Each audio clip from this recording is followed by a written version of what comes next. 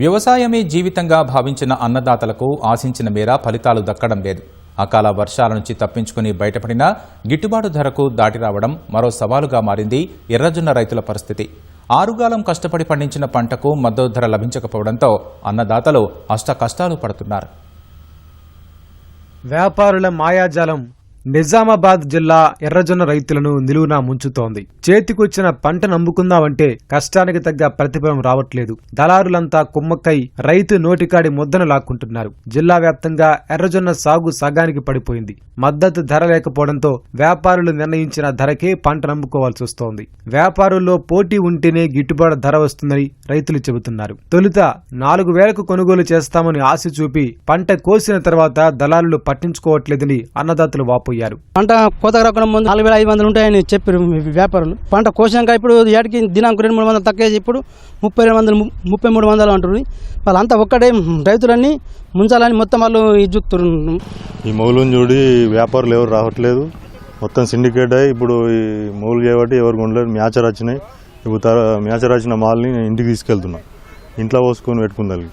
ఎవరు కూడా రావట్లేదు. ఎవరు కొంటామని రావట్లేదు. ఇంతకుముందు 4,000 ఉండే, ఇప్పుడు 3,000కు కుంటలు ఇవ్వు లేకుంటే కొనమని వెళ్ళిపోతారు. ఏ వ్యాపారి కూడా రావట్లేదు, జొన్నలు అడగట్లేదు.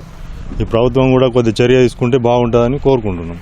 పంటని రోడ్లపై ఆరబోసుకున్న వ్యాపారులు కొనుగోలు చేసేందుకు ముందుకు రావట్లేదని చెబుతున్నారు. రైతే రాజు అంటున్నారు కానీ ప్రస్తుతం రైతు పరిస్థితి దయనీయంగా మారిందని కర్షకులు ఆవేదన వ్యక్తం చేస్తున్నారు.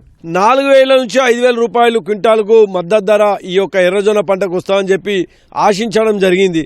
కానీ తీరా చూస్తే 3,200కి అయితే కొంటాం, లేకుంటే మేము కొనేది లేదు అని చెప్పి ఈ యొక్క ఎర్రజొన్న వ్యాపారస్తులు వాళ్ళందరూ కూడా వారు చెప్తా ఉన్నారు. రైతే రాజు అని అంటారు. రైతు రాజు ఎక్కడున్నాడు అని అంటే ఈ నడి రోడ్డు పైన పంట కోత కోసి ఇక్కడ కూర్చొని ఇప్పుడు ఎవరైతే వస్తారు 100 తక్కువైనా పర్వాలేదు ఇవ్వాల్సిన పరిస్థితి రైతులకు ఉన్నది. కాబట్టి ఈ రోడ్డు మీద రైతే రాజు అన్న పరిస్థితి ఇక్కడ ఏర్పడ్డది. వచ్చిపోయే వాళ్ళని చూసుకుంటూ ఎప్పుడు ఎవరు వస్తారో 100 తక్కువైనా పర్వాలేదు ఇస్తాము అన్న పరిస్థితి, అంత దౌర్భాగ్యమైన పరిస్థితికి మేము చేరుకున్నాం. ఇది గత కొన్ని ప్రభుత్వాల నుంచి మాకు జరిగే అన్యాయం, అక్రమం దళారుల నుంచి సిండికేట్ అయ్యి మాకు మద్దతు ధర కల్పించడం లేదు. రాష్ట్ర ప్రభుత్వం స్పందించి ఎర్రజొన్న పంటకు గిట్టుబాటు ధర కల్పించాలని అన్నదాతలు కోరుతున్నారు.